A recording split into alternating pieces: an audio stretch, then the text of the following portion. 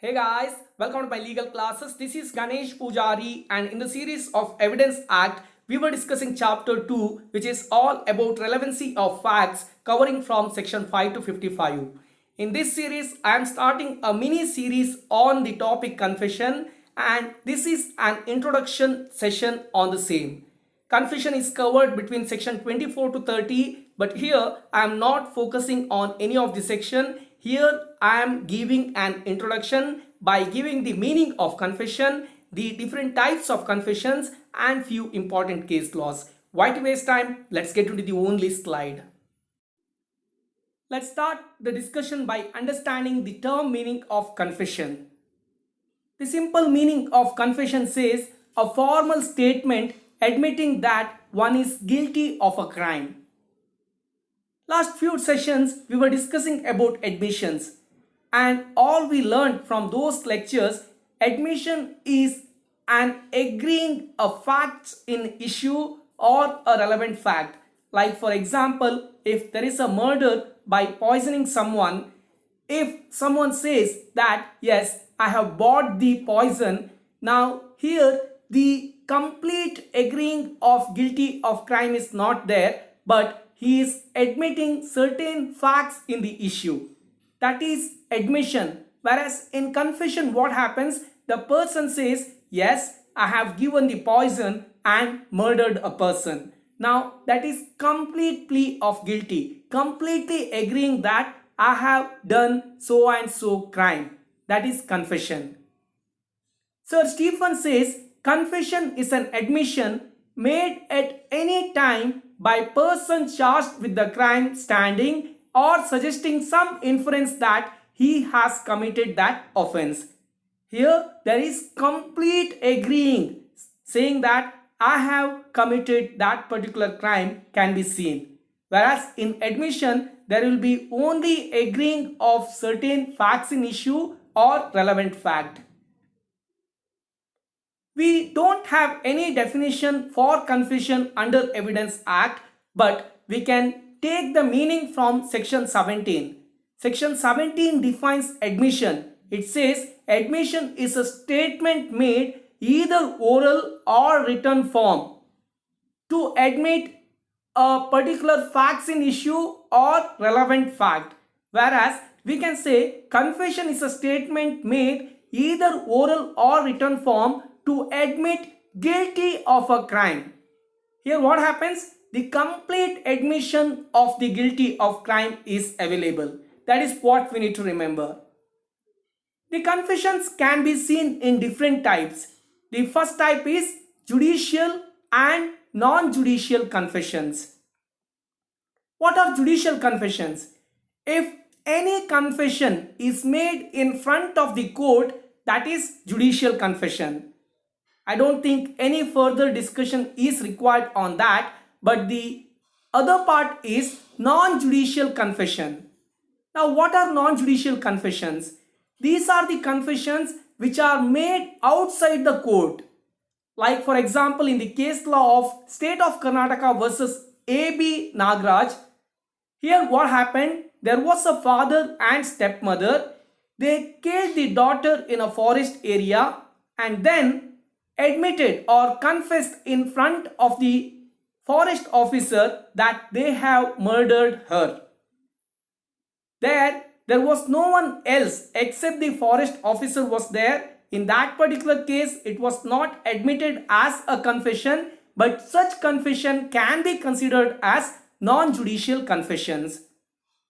The second type is retracted confession. In most of the cases, what happens when the case starts, the parties agree that yes, I have committed the crime. But at later stage, they start saying that no, I have not committed. Now it becomes very difficult for the court to again bring them under confession. So they start retracting the confession by keeping the proofs and evidences. Once they retract to the original status, that is known as retracted confession.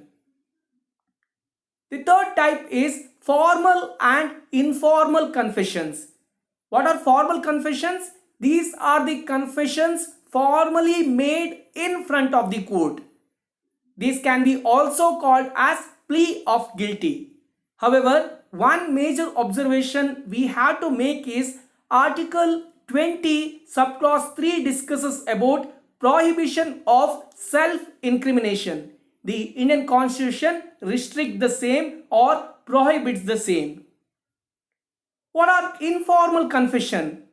These are the confessions made informally. Like for example, imagine there is a fight between husband and wife on daily basis. One fine day, husband murders and comes out of the home and murmurs, like he tells to himself that finally all the episodes are over. I just finished the problem, or this is over, there is no more issue. If he makes such statements and then if somebody comes to know that his wife is being murdered, the statements which are made by him are considered as informal confessions. Now in the case law of State of Punjab versus Bhagwan Singh, Supreme Court held that an extrajudicial confession's value increases only when it is clear, consistent and convincing to the conclusion. If it is half statement, that cannot be considered. That is very important. It need to be very clear, consistent and convincing. That is what held here.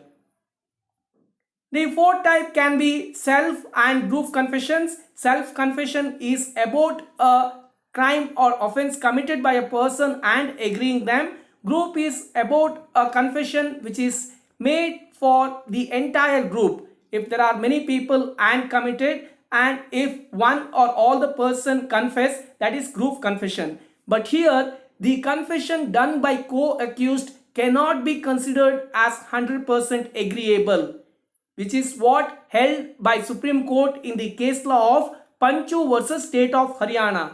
Every single person need to confess. One person confessing for the crime of a particular group, like for example if there are 5, now one cannot agree for all. He can confess for himself, for others the court has to take confession separately. That is what held in this particular case law. The last part, I have 3 important case laws and the comments made in those case laws. The first one is Ragha versus Emperor, where it was commented that a man of sound mind and full age who makes a statement in ordinary simple language must be bound by the language of the statement and by its ordinary plain meaning. Here the sound mind, full age and the statement made in ordinary simple language, these are the important aspects required in a confession. That is very important. The second case law, Emperor versus Narayan. Here deliberate and voluntary confessions of guilt, if clearly proved, are among the most effectual proofs in law. To conclude any case, if there are confessions available, then that is considered as the most effective proof in any law. That is what held here.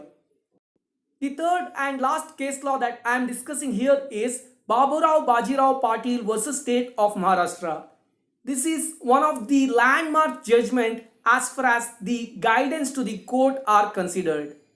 Here it was said that court shall try, ascertain all the facts in issue and then approach the confession by the accused in order to administer complete justice to the conclusion of guilt of the accused. Now what happens in a normal scenario when a person is being arrested by police?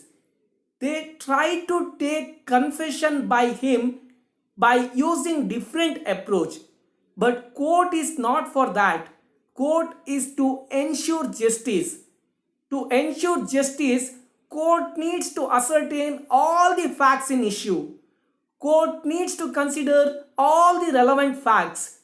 Only after taking several admissions on the basis of the facts in issue and the relevant facts, on the basis of different admissions, on the grounds of all such available resources, court should approach towards taking confession by the accused.